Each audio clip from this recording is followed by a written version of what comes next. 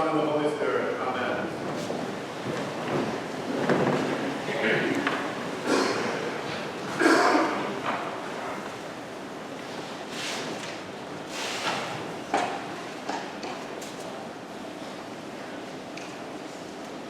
Come on. I know your mom wants you in here. Yes, she said. You know, I'm really not the person to talk to about waiting. I hate waiting. I hate waiting on the first tee at the golf course. I really do. I have learned no patience with the people that I play with. I hate waiting for the bathroom. I hate waiting at the airport for a plane. I hate waiting at the DMV. No, not the militarized zone. The Department of Motor Vehicles. I hate waiting in traffic. I hate waiting most especially at phone booths on the tri-state in Chicago in the winter. I hate waiting, and I'm no good at it. It gives me the willies. I get anxious, and I get frustrated, and the worst. And my wife will ask me, is there something wrong? Or is there something going on? Is there something wrong? And I have to tell her, yes, I'm waiting. That's what's wrong. Now, my good friend in St. Louis, Scotty, who died a couple of years ago, from the time he was born, he had 2 bad kidneys. And so, from the time he was born, he waited a number of years to get a kidney transplant. And he had that kidney for about 15 years. And then that kidney stopped, and he needed another kidney, and he had to wait 5 or 6 more years for another kidney. And then after another 15 years or so, that kidney stopped, and he needed to wait again for another kidney. And I would say to him, I'd say, Scotty, how can you deal with your whole life being about waiting? Either you're waiting for a kidney from somebody else, or you're waiting for your kidney to go bad, or you're waiting again for a kidney, or you're waiting because it looks like you'll never get a kidney, and so you're waiting to die. And he said, Robert, I don't think of it like that at all. He said, what are you talking about, all this waiting? He said, I just live my life one day at a time. I do the things I need to do. I do the things I need to do, and I get on with my life as God wants me to get on with my life. Now, if you knew Scotty, he would have thrown in a couple of expletives and called me a few names. But he was very clear on this.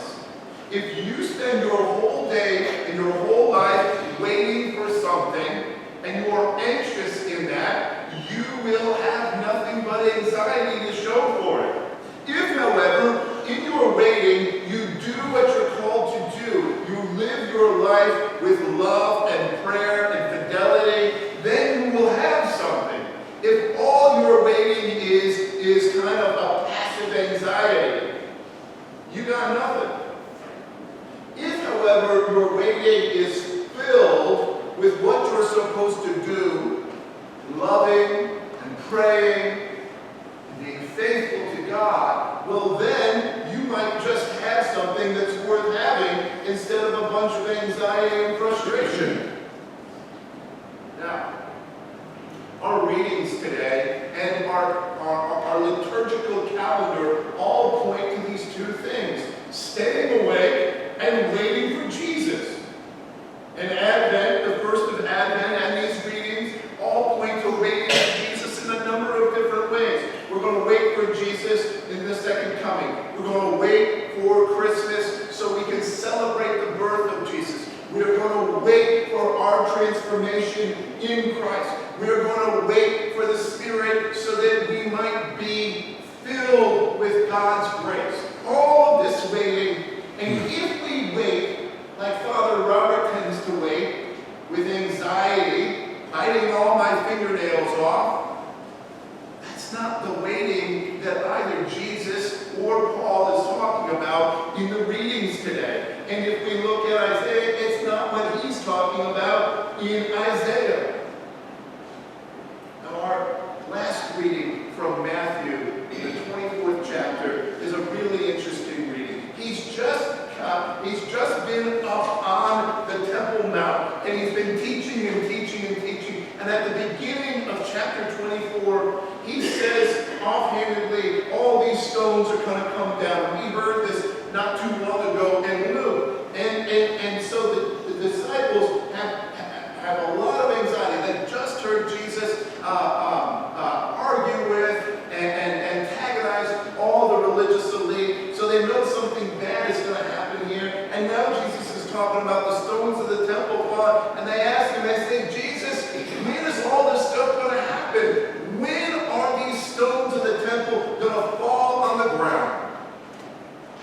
Jesus spends 32 verses getting us to the place where he answers the question for us today. And basically he says to them at the beginning of the reading from Matthew, he says, look, that question is something that is an inappropriate question because it cannot be known. Not only do the angels in heaven not only have the answer, and not only do I not have the answer, but only God our Father in heaven has the answer. In other words, don't worry about it. It's unknowable. You can't know when the stones of the temple are going to fall. You can't know when the second coming is going to come. You can't know when God is going to act. You can only wait for God to act.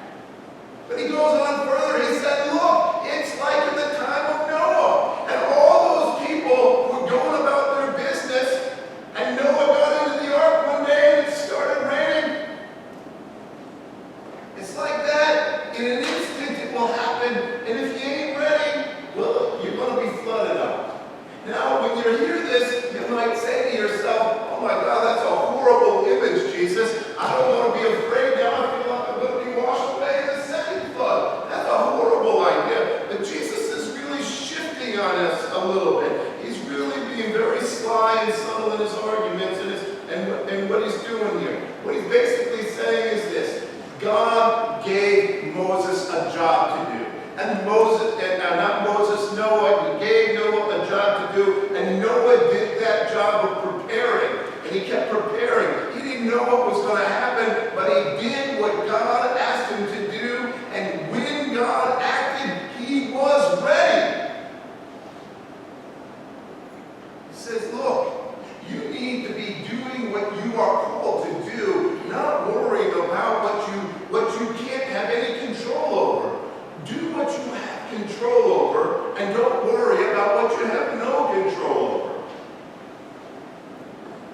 And Jesus gives a couple more examples of two people working in the field and two people milling at a stone. And he says, look, when the day comes, it's going to come. But who cares? You don't know. What you do know is what you're supposed to do. And he goes on further and he says, look,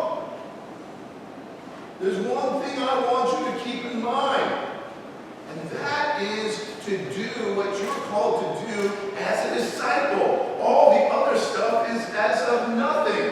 Do what I've been asking you to do all along as you've been following me. Love one another. Keep praying to God. Keep being faithful in your heart. You got 3 things you can do, and then it will prepare you for when God acts. Love one another, love God through prayer, and be faithful to God and to one another.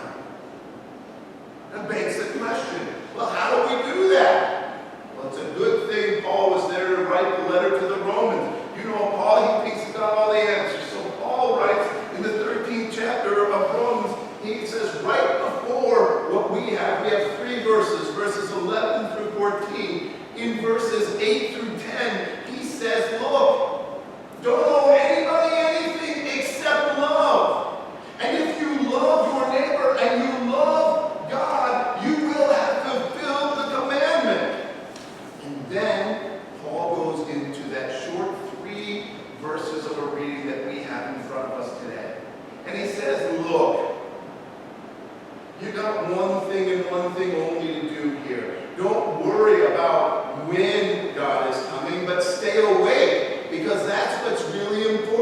And staying awake involves loving your brothers and sisters. Staying awake involves being faithful to God. Staying awake means that our hearts are filled with God's grace. Paul ends this reading, and he says two things that are very, very important to us. The first thing, put on the Lord Jesus Christ. And the second thing, put down all of that stuff. He calls it flesh. And one of the things that Paul would say is flesh is worry and anxiety and frustration and uncertainty and all those things that lead us astray. He says, you know what? You are closer now, nearer now to your salvation than the day that you became a believer. Rest on that. Each day, in other words, you are making yourself even deeper in Jesus Christ. Each day you are putting on Jesus Christ. Each day you are being transformed in that, loving your brothers and sisters. In that, your faithfulness to God. In that, following the footsteps of Jesus, you will be ready when the day comes and Jesus returns. Until then, don't worry about it. Worry about who you are as a disciple. Good news is not that we have a calendar that tells us when Jesus will come back. We don't have the Mayan calendar and specialists who tell us when the end of the world will come. That's not the good news. The good news is that we are certain that He will, and the good news is that Jesus has given us a way of being until He comes back again. And it is very simple. Turn to your brother on your left, turn to your sister on your right, and love them. Turn to the person behind you and in front of you and love them. And as you love them, how about you pray with them? How about you ask God for all the grace that is sufficient for you to be the best disciple you can be? And lastly, Paul would say, when you gather together, celebrate the Eucharist. Take into your very being the body and blood of our Lord Jesus Christ and fill your hearts with everything necessary to send you on your way to, one, be faithful to God, and two, to love your brothers and sisters each and every day. The good news is that you don't need a calendar or a watch. The good news is that you've been given everything you need in order to be the disciple that Jesus calls you. Right here today, salvation is nearer to you now than when you first became a believer. Stay awake. Stay awake. Because God is pouring down all His good gifts on you right now. When Jesus comes, we are called to be the disciples